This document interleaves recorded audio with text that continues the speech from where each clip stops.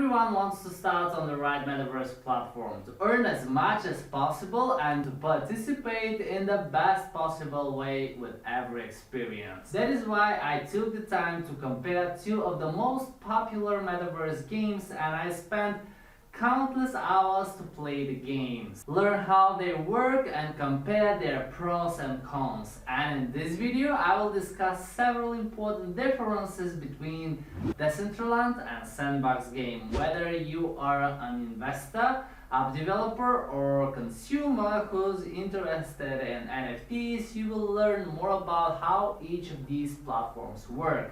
If you're ready, let's do it.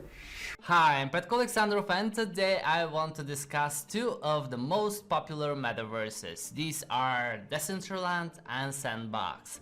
Lots of people are interested in learning more about what metaverses offer to them. They see that several people have made money in these virtual worlds. Decentraland and Sandbox are the leaders in this sector. So what are Decentraland and Sandbox? Decentraland and Sandbox are metaverses. A metaverse is a set of virtual worlds that are connected. You can think of it as a vast area of virtual space. Each metaverse is built on the blockchain.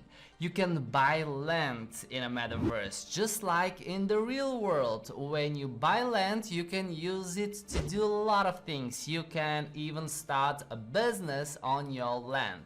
Later in this video, I'll tell you more about some of the leading brands that are making a profit in the metaverse. For example, some buyers have started casinos on their land. Others host concerts on their virtual land. You can even use your land to open your own gallery and showcase NFTs. Some consumers are not interested in investing in the metaverse to that extent. However, they still want to explore what the metaverse has to offer, so they can purchase tickets to a concert in a metaverse by using tokens for that metaverse. For example, if you want to buy land in Sandbox, you'll need to use the native crypto for Sandbox. Similarly, you can use Mana to participate in various activities in Decentraland. DAOs in Decentraland. All metaverses aren't exactly the same in their structure. Some metaverses have a central government. However, others are decentralized. For example, Decentraland is more like real life, where people are free to make their own choices. However, Sandbox is similar to Minecraft, so you have mods in that virtual world. Decentraland is decentralized. However, Sandbox has a central authority. It will be more decentralized in the future. You can buy NFT collectibles and virtual land in both metaverses. Decentraland is run by decentralized autonomous organizations, DAOs. Everyone who owns land in Decentraland or owns Mana tokens for this metaverse can vote on decisions that affect the virtual world. You don't have that kind of freedom in Sandbox.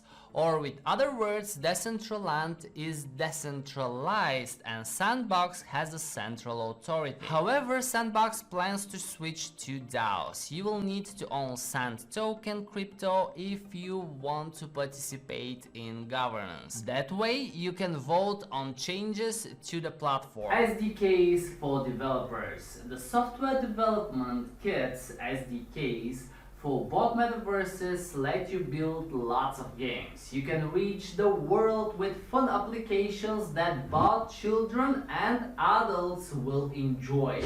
Developers can build different categories of assets, and it is quite easy to build a game or an asset in the Sandbox, for example, using the Game Maker and the box edit. You don't need any programming skills to do it. The game provides the tools for free and everyone can give it a try. Both of metaverses facilitate financial transactions. That is, Sandbox and Decentraland both facilitate virtual economies. You can purchase the games and other assets that are developed in these ecosystems by using their tokens. Both of these virtual worlds are built on the Ethereum blockchain, so the transactions are done quickly. What can you do in Decentraland and Sandbox? Consumers can participate in a wide range of activities on the metaverse.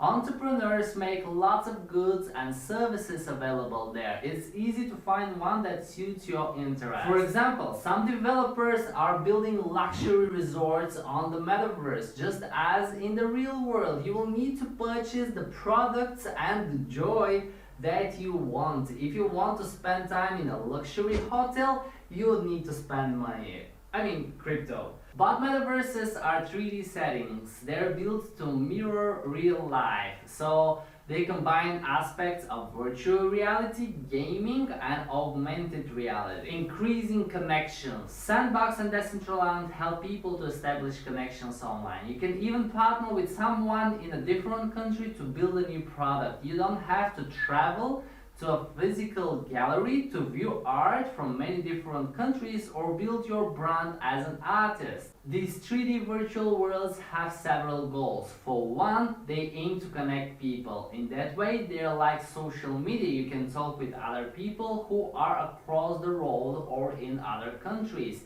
You can also play games with them, create NFTs, or participate in other activities. People have become more active in these metaverses over the last 2 years. That's partly been because of the lockdowns. People around the world still can't travel or move freely. Metaverses make it easier for people to spend time together even when they're not physically near. Governments can even buy land in these virtual worlds. The government of Barbados is currently working on building a virtual embassy in Decentraland. It's the first Caribbean nation to have an embassy in the metaverse. It's also the first sovereign country to do that. Decentraland versus Sandbox Game, managing your assets.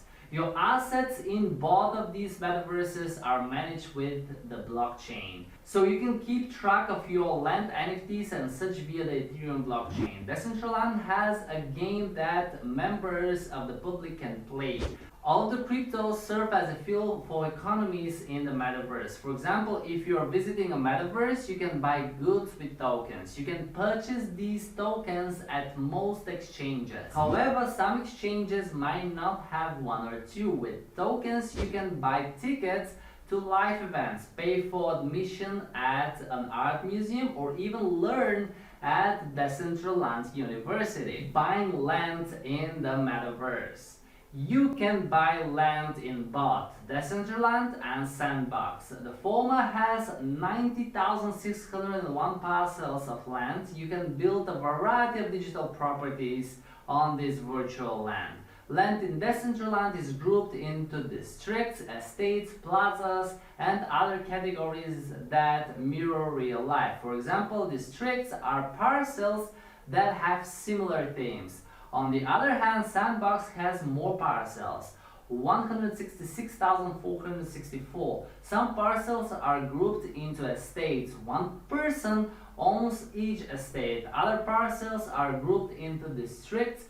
2 or more people own a district. The advantage of age. Decentraland is a pioneer. It was the first metaverse to produce a proof of concept. It has been around for longer than the Sandbox, so it has the advantage of age. It has more partnerships because it's been working on building its brand and connections. Its partners include the South Korean government, Samsung, and Polygon. Sandbox doesn't have as many big partners. One of its biggest partners is the Japanese company SoftBank. But simply Decentraland has had time to let more people build galleries, casinos, and other properties in the metaverse. Some of these are owned by individuals. However, some are owned by major brands. For example, Sotheby's has their own virtual gallery in Decentraland. Privacy in the metaverse. You can't really have 100% privacy when you're online. However, Decentraland's provides more privacy. That's because of its decentralized structure. It allows peer-to-peer communication, so a central server won't hear what you are talking about with friends. At least this is what they say. Decentraland versus Sandbox Game Development. When you use Decentraland to develop software, you can only use the client on your desktop. This means that the Sandbox is more user-friendly since you don't have this limitation. Sandbox has a game maker tool. You can use it to design games for that metaverse. It's easy to use even if you are not an experienced game designer. You can download the game maker from Sandbox's website and use it. Game Maker is a free download, you won't pay to use it. However, you will need Sandbox crypto to publish your game.